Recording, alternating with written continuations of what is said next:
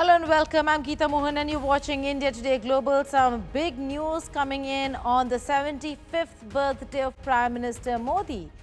President of Russia, Vladimir Putin, hailed the India-Russia ties on Prime Minister Modi's birthday. Putin says India-Russia relations are exclusively trusting and friendly.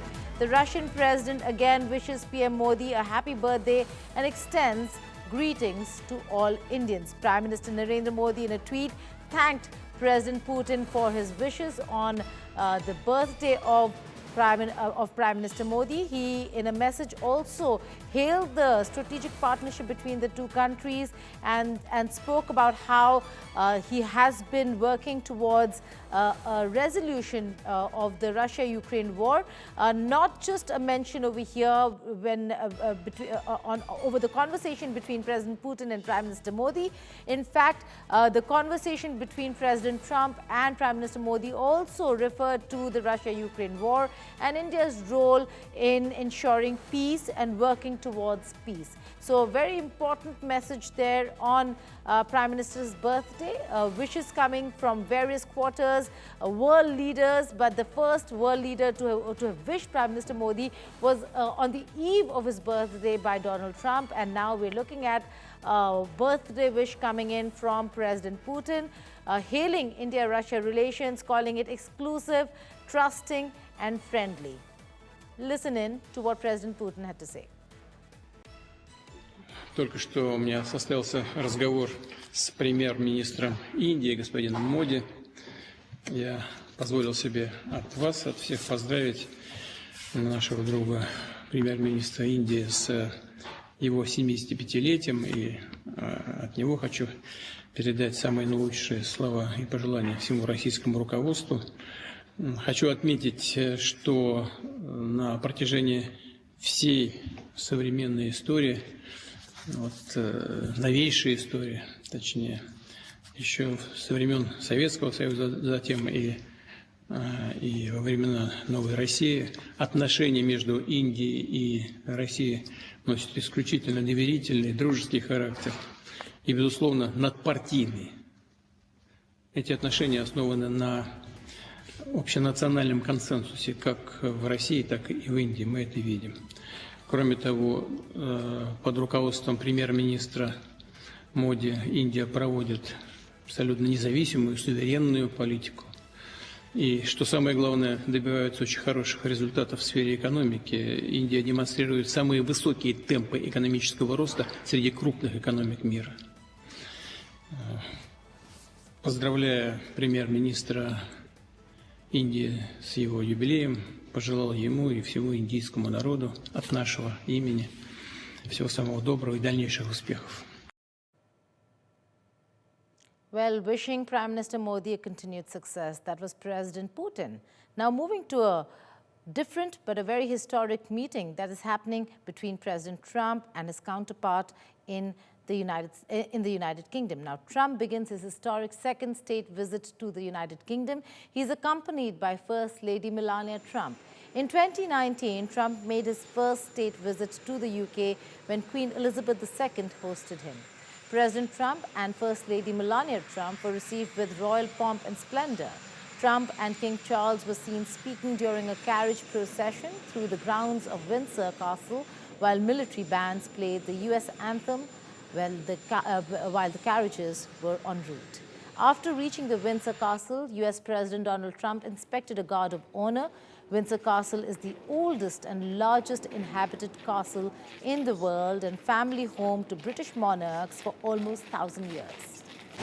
Earlier images of Trump and Jeffrey Epstein were being displayed on a van, which was stopped by the British police as the van was approaching closer to Windsor Castle. Still images and videos of US President Donald Trump and Britain's Prince Andrew with Epstein too were projected onto the walls of Windsor Castle. So there was a lot of drama around President Trump's visit as well. Meanwhile, Stop Trump protesters took to the streets outside of Windsor Castle to protest US President's visit to the United Kingdom. Protesters were holding signs that read, "The tyrant who came to tea," and "Democracy dies while Trump lies."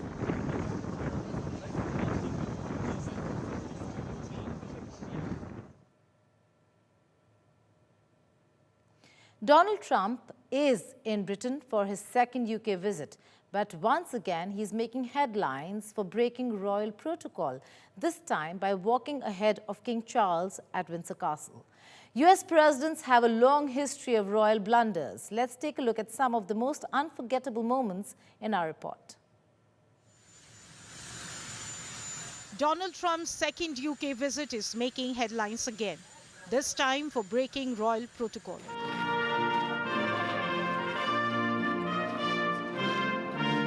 At Windsor Castle, Trump walked ahead of King Charles III, a significant breach of protocol in the royal hierarchy, where the monarch always takes the lead. But he's not the first US president to stumble when it comes to royal traditions.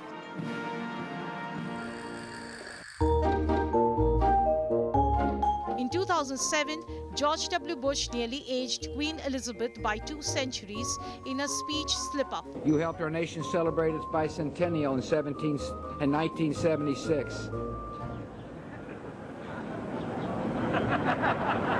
Her icy glare became an instant classic, and Bush later laughed it off. She gave me a look that only a mother could give a child.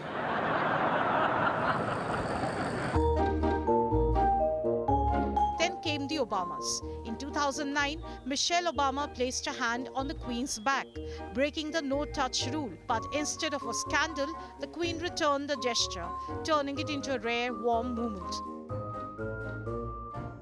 Ladies and gentlemen, please stand with me and raise your glasses as I propose a toast. To Her Majesty, the Queen, to the vitality of the special... 2 years later, Barack Obama had his turn, continuing his toast even as the orchestra struck up, God Save the Queen. It was awkward, but unforgettable.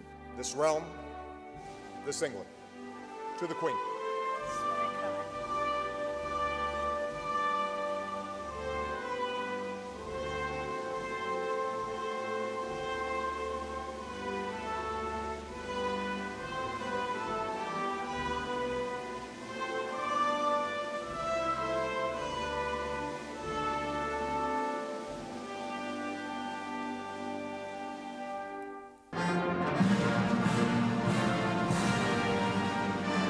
And of course, Trump himself did it before, walking ahead of Queen Elizabeth in 2019 during an inspection of the Guard of Honor.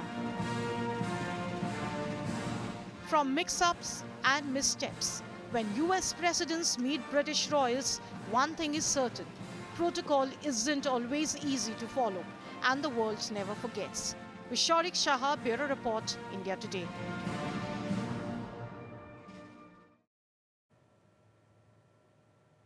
Fashion diplomacy is often as telling as politics. And on her arrival in London, US First Lady Melania Trump sent a clear message through a very British choice of outfit. Kshitija Gosavi with this report.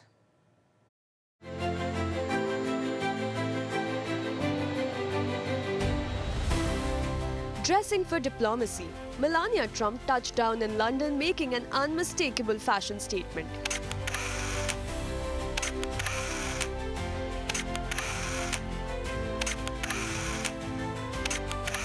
The US First Lady stepped off Air Force One in a floor-length belted Burberry trench coat.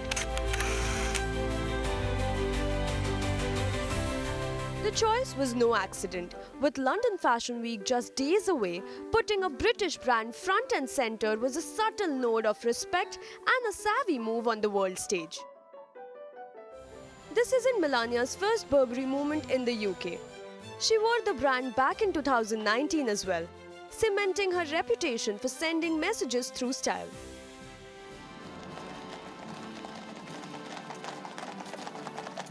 Later, Melania joined President Trump at Windsor Castle, where they met Prince William, Kate Middleton, King Charles and Queen Camilla.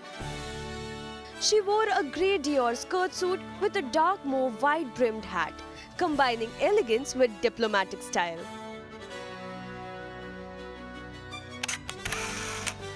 And this is just the opening act. Netizens are already buzzing, waiting to see what Melania wears next on her UK tour.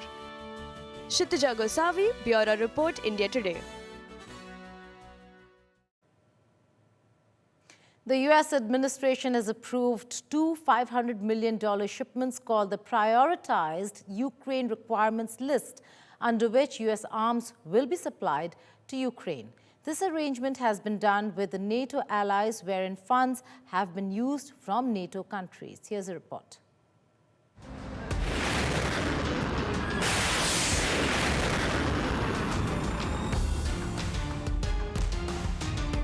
Ukraine to soon get its first U.S. weapons aid package.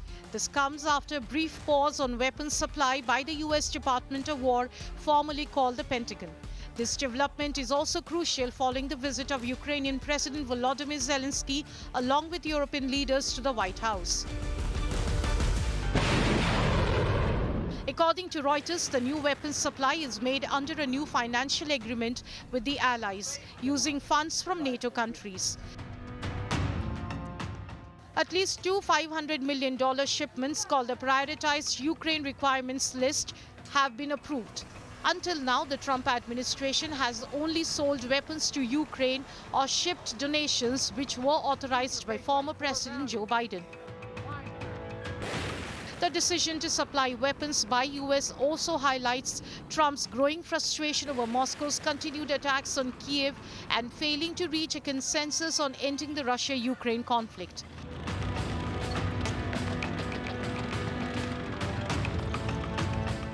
However, no exact inventory of what has been approved for purchase by the Europeans for Ukraine has been revealed, but it includes air defense systems which Ukraine needs urgently. Mahashweta Lala, Bureau Report, India Today. As the Israeli Defense Forces begin intensive ground operations in Gaza, Palestinians are fleeing for their lives. The operations have crippled healthcare system as a UN body report finds Israel of committing genocide. As U.S. Secretary of State Marco Rubio concludes two-day visit to Jerusalem, Israeli Defense Forces began its main ground offensive in Gaza, forcing displaced Palestinians living in tents to flee southward.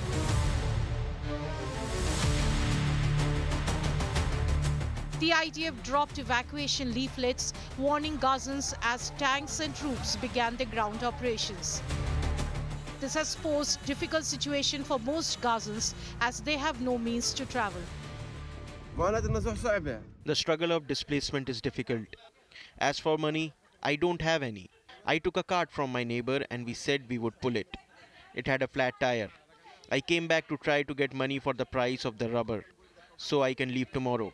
My furniture is packed. My situation is difficult. I speak truthfully. My situation is difficult. It is difficult. As Israeli army pound Gaza, the fear of death lurks. It is an issue of fear. I fear for my little ones only. I do not fear the army or anyone. Death is death, but the little ones, they scream. We are used to the sound of shelling, to the sound of gunfire. We are used to it. It has become the norm, but the little ones, I can't bear seeing them like that. The offensive has also made health service worsen in Gaza. Hospitals are overwhelmed as number of casualties from airstrikes and ground offensive continue to pour in. They pulled me out from under the rubble with my mouth filled with sand. They spent 2 hours trying to rescue me and my injured husband. My daughter suffocated under the debris. The ruins of the house crushed my legs and the columns were on my chest. My husband and son are in critical condition and my daughter died. According to a UN report, Israel continues to commit genocide against Gazans. In our report, the Commission found that the Israeli authorities and Israeli security forces committed and are continuing to commit the following underlying acts of genocide against the Palestinians in the Gaza Strip. 1, killing members of the group. 2, causing serious bodily or mental harm to members of the group. 3, deliberately inflicting on the group conditions of life calculated to bring about its physical destruction in whole or in part. And 4, imposing measures intended to prevent births within the group.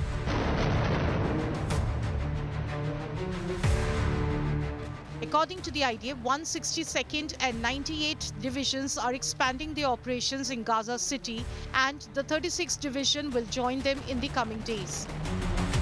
The 99th and Gaza Divisions are conducting operations in the northern and southern Gaza Strip, respectively. The IDF estimates that there are approximately 3,000 Hamas militants in Gaza City.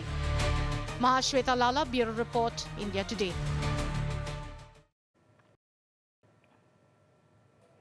That's all in this edition of India Today Global. But before I go, here is my take on statecraft.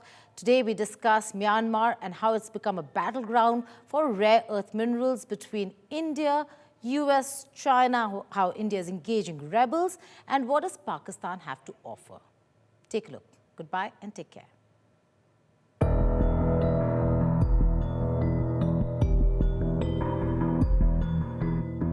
Rare earths, the hidden minerals that power our modern world. From electric vehicles and wind turbines to fighter jets, smartphones, and the advanced technologies that define global power, these resources have become the currency of influence in the 21st century. For India, the race is driven by necessity and strategy, a push to secure control over rare earth minerals and break free from China's near-total dominance, ensuring the country's technological and industrial independence. For Pakistan, the race is about survival and leverage, turning its mineral wealth into strategic partnerships with the United States and China, attracting foreign investment and charting a path out of crippling debt. Two neighbors, two rival visions, one high-stakes resource that could reshape their economic and geopolitical futures. One is buying, the other is selling, or rather being exploited. In this rare earth showdown, who will emerge as the dominant power in South Asia? Hello and welcome. You're watching Statecraft with me, Geeta Mohan.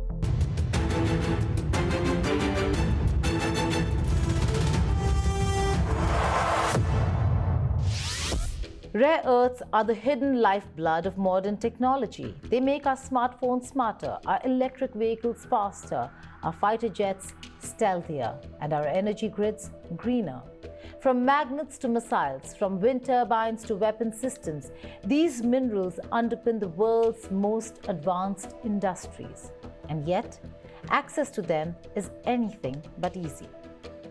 China today commands near absolute dominance over rare earth mining and processing. By some estimates, Beijing controls more than 80% of the global refining capacity. This monopoly has given China immense leverage, the ability to turn the tap on and off, to reward allies and punish adversaries. So when China tightens exports, the world scrambles. And in this scramble, India and Pakistan have chosen very different paths.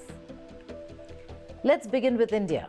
According to Reuters, New Delhi is working to obtain rare earth samples from Myanmar, not from the junta, not through traditional state-to-state channels, but with the help of the Kachin Independence Army, one of the most powerful insurgent troops in the country. This is not just business, this is geopolitics. India, the world's largest democracy, is turning to a non-state armed group in Myanmar to access a resource dominated by China, according to some reports. It is, by all accounts, a rare and risky move. Beijing has sharply restricted exports of processed rare earths to major economies this year, part of its escalating trade war with the United States of America. India has felt the pinch. Across the border, Islamabad has chosen a very different path, one that runs through American investment and global capital. Pakistan's Frontier Works organization, the country's largest miner of critical minerals, signed a $500 million deal with US Strategic Metals, a Missouri-based company. The agreement? To collaborate on a polymetallic refinery in Pakistan. For Pakistan, this is more than minerals. It's about securing foreign investment, strengthening ties with the US, and finding a way out of a grinding financial crisis. Pakistan's path is also treacherous. Balochistan remains unstable. Separatist attacks on pipelines, convoys, and foreign projects are frequent. Political volatility in Islamabad adds another layer of uncertainty. And critics question whether foreign deals will actually benefit ordinary Pakistanis, particularly Baloch people, or merely enrich the elite. It should also be noted that Washington's strategic interest in Pakistan is tied not just to minerals, but to countering China and balancing India. That bigger game, of course, involves the two giants, China and the United States of America. China will not quietly watch India diversify through Myanmar. Beijing has long relied on the KIA for rare earth supplies. Any shift toward India would threaten its dominance. Already, China has leaned on the KIA to step back from confrontations with the junta. If Delhi deepens its footprint, Beijing may respond with carrots or with sticks. Rare earth minerals are no longer a hidden treasure. They are the front line of a new strategic rivalry. And as this race unfolds, one question will echo louder than the roar of any parade or the signing of any memorandum. Who will lead? Because in this race for rare earths, there won't be a silver medal, only dominance or dependence. Thank you for watching Statecraft.